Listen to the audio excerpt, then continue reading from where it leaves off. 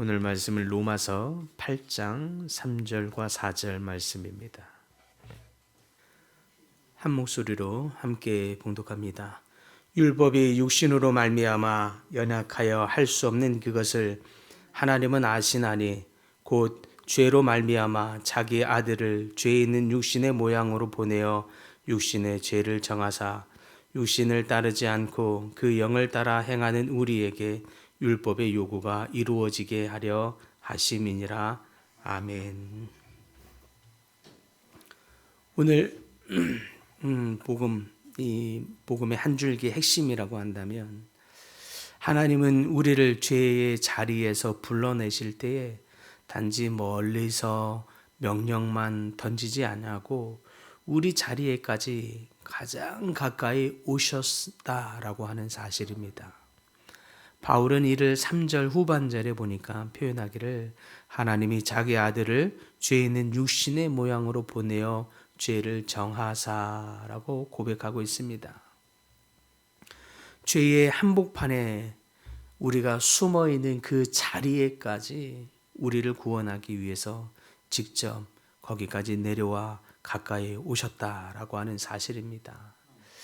이때 예수님께서 육신의 모양으로 오셨으니 라고 말씀하고 있는데, 그렇다면 여기에서 육신의 모양으로 오셨다라고 하는 것은 무엇을 의미할까요? 육신의 모양이라는 이 표현은 하나님의 가장 낮아지셨다라고 하는 뜻입니다. 거룩하신 하나님께서 굳이 죄인된 우리를 먼 발치에서 정죄하지 않으시고 가까이 오셨습니다. 심지어 주님은 너무 완전 무결하게 거룩하신 분이셔서 죄와는 섞일래야 섞일 수 없는데 그 죄인된 우리와 가장 가까이 오셨고, 심지어 죄인된 우리의 모양을 입고 오셨습니다. 죄 없으신 주님께서 가장 천한 자의 모습, 절대 섞일 수 없는, 사실은 모양이라도 죄의 모양이라도 갖지 말라고 하셨는데 주님이 심지어 그 죄인된 모양으로 오셨습니다. 가장 낮아진 모습으로 오신 것입니다. 그런데 심지어 모양만 육신의 모습을 입고 오는 것이 아니라 육신과 똑같이 피곤하셨고 육신과 똑같이 슬피 감정으로 눈물을 흘리시기도 하셨고 육신과 똑같이 유혹도 받으셨습니다.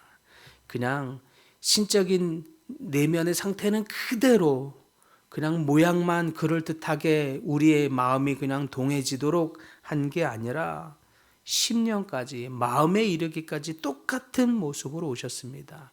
심지어 우리가 사는 그 공간 안으로, 그 현실 속으로 오셨습니다. 그래서 우리가 흐르는 눈물, 우리가 흐르는 고민들, 우리가 흐르는 염려들, 그분에게도 하나도 낯설지 않을 만큼 똑같이 경험하셨습니다.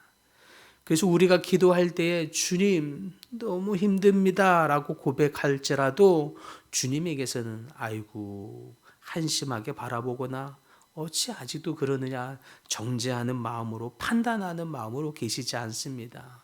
주님이 우리의 모양으로 오셨다는 건 이론적으로만 그렇게 하신 것이 아니라 실제 전 삶, 심령에 이르기까지 똑같이 오셔서 우리가 느끼는 모든 느낌, 염려, 고난, 넘어짐, 이런 모든 것을 충분히 이해하시고 공감해 주십니다.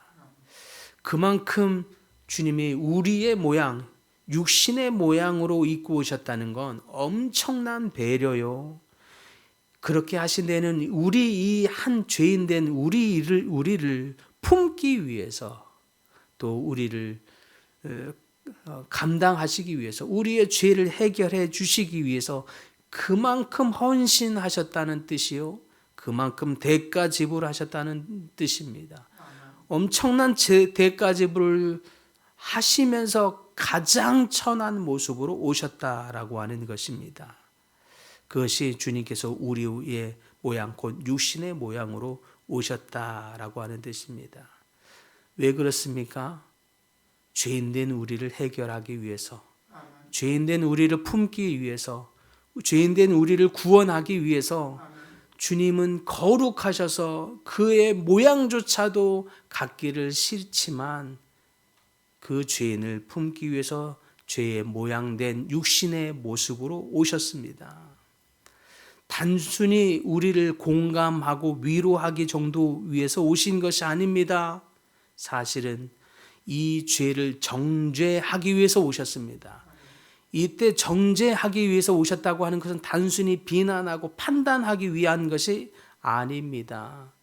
죄를 단죄, 죄를 해결하기 위해서 굳이 육신의 모양으로 오셨다는 뜻입니다. 왜냐하면 주님은 너무 완전 무결하셔서 그 죄를 그냥 안고 그냥 넘어갈 수 있는 것이 아니기 때문에 그렇습니다. 그런데 그 죄를 해결하기 위해서 거룩하셔서 모양도 갖기 싫어하시는 그분께서 세상에 우리 죄인된 모양으로 오셨습니다. 죄를 그냥 해결할 때에 못 본 채 묻어두고 그냥 그렇게 지나갈 수 있는 분이 아닙니다. 반드시 그 죄를 물어서 그 대가를 지불하셔야만 하는 분입니다. 그만큼 거룩한 분입니다. 그런데 그 죄를 반드시 정죄, 단죄, 해결해야 하는데 그러기 위해서 스스로 그 죄를 해결하는 도구가 되셨습니다. 그 결과 우리는 주님이 당한 심판으로 말미암아 우리가 심판을 받지 않게 되셨고 주님이 당신의 아들에게 지우신 그 예수 그리스도에게 지우신 그 일로 말미암아 우리가 그 죄의 피를 흘리지 않을 수 있도록 하셨습니다. 이제 우리는 주님이 당하신 그 십자가의 보혈로 인해서 더 이상 정죄함을 받지 않게 되었습니다. 이제 모든 우리는 양심이 뒤늦게 있는 양 죄책의 마음을 가질 필요도 없습니다. 모든 정죄감도 끊어내시고 이제 반복되는 자기 연민이나 어떤 다른 사람에 대한 자기 혐오나 다른 사람에 대한 평가 이런 것도 이제 더 이상 할 필요가 없게 되었습니다. 이제 우리는 모양은 여전히 아직 육신 가운데 있으나 죄로 정죄될 필요가 없는 더 이상 피고인과 같은 사람이 아닌 이제 은혜의 자녀가 되었습니다. 모든 죄가 해결되고 이제 은혜의 자녀가 된 우리. 그러면 우리는 어떻게 살아야 합니까? 이제는 새롭게 주신 이 성령을 따라서 성령이 인도하시는 새 길을 걸어가야 하는 것입니다. 정죄가 끝났다고 하는 것, 이제 우리 삶에 새로운 길이 놓여 있다고 하는 뜻입니다. 그럼에도 불구하고 새로운 길을 가지 않고 옛 길을 간다면 다시 죄의 길로 나아가는 것입니다. 이제 우리에게 놓여진 이 새 길, 그 새 길은 성령을 따라 성령님과 동행하는 삶을 말합니다. 더 이상 과거와 같이 율법의 요구나 외부의 시선이나 사람들의 평가나 또 명령 때문에 어쩔 수 없이 살아가는 삶이 아니라 성령님의 뜻을 따라 또 성령님이 인도함을 받고 또 성령님과 동행함으로 이웃을 사랑하고 하나님을 사랑하는 삶으로 걸어가야 할 것입니다. 이제는 과거와 같이 육신에 얽매여 육신의 또 만족을 위해서 그 정욕을 추구하면서 살아가는 삶이 아니라 그 삶은 우리에게 계속된 공허만 주게 될 것입니다. 그러니 이제 성령을 따라 살아가는 삶 속에서 성령이 주시는 평안함, 성령이 주시는 감격, 성령이 주시는 그 기쁨, 그 속에서 살아가는 여러분이 다 될 수 있기를 바랍니다. 절대 성령님과 함께하는 삶은 하지 말라. 왜 그리하였느냐라고 하는 이 평가와 판단, 부정의 삶이 아닙니다. 성령이 인도하시는 삶, 그래 내가 너와 함께하지. 그래 내가 너와 함께 동행할 거야. 이제 나와 함께함으로 뭐든지 할 수 있어.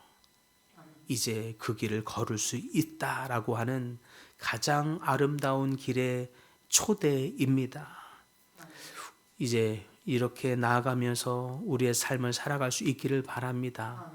주님, 내 삶에서 선택하고 결정하고 또 나아가야 할 모든 삶의 순간 속에서 성령님께 의지하고 성령님께 물으며 살아가는 삶이 되게 하여 주시옵소서. 내가 주인이 되어서 내가 판단하고 내가 결정하는 것이 아니라 주님께 묻고 주님께 구하며 주님의 인도함을 받는 삶이 되게 하여 주시옵소서. 이러한 짧은 기도가 비록 짧지만 우리의 삶의 방향을 바꾸고 우리가 걸어가는 삶의 길, 새로운 길이냐 옛 길이냐 우리의 삶의 길을 바꾸는 놀라운 기도가 될 줄 믿습니다. 그러므로 오늘 이 아침에 주님 앞에 기도할 때는 주님, 내가 주인된 삶을 살아갔던 삶의 모양들이라도 있었다면 그 삶을 내려놓고 늘 주님을 의지하는 삶, 늘 주님께 구하는 삶, 늘 주님을 붙드는 삶, 주님께 내 삶의 주도권을 내어드리는 삶, 그리하여 성령님과 동행하는 한 걸음 한 걸음이 될 수 있도록 축복하여 주시옵소서. 기도함으로 성령님과 동행하는 모든 분들이 될 수 있기를 간절히 축복합니다.